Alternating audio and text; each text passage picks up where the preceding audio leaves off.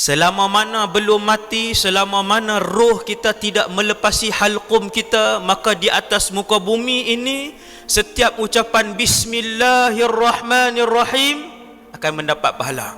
Setiap ucapan Subhanallah ditulis oleh malaikat. Setiap 10 sen yang dimasukkan kerana Allah, maka dikirakan kebaikan oleh Allah Subhanahu wa taala.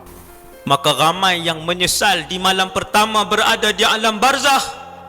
Ramai yang memohon kepada Allah mengulang-ulang, Rabbirji'un, boleh tak ya Allah kembalikan kami sebentar sahaja di atas muka bumimu. Untuk apa wahai yang meminta pada hari pertama di barzakh? La'alli a'malu salihan fima tarakt. Dia kata, ya Allah, bagi aku hidup saja aku nak buat amalan soleh yang tidak sempat aku lakukan.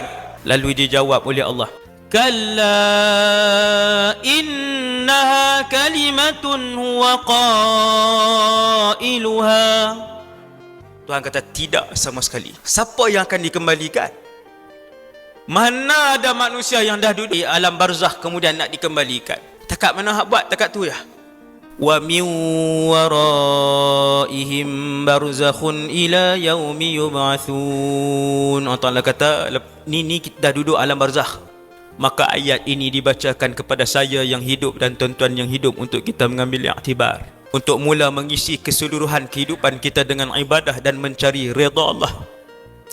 Kerana manusia yang mencari redha Allah dan akhirat, beliau akan diberikan dunia dan kekayaan oleh Allah Subhanahu wa taala.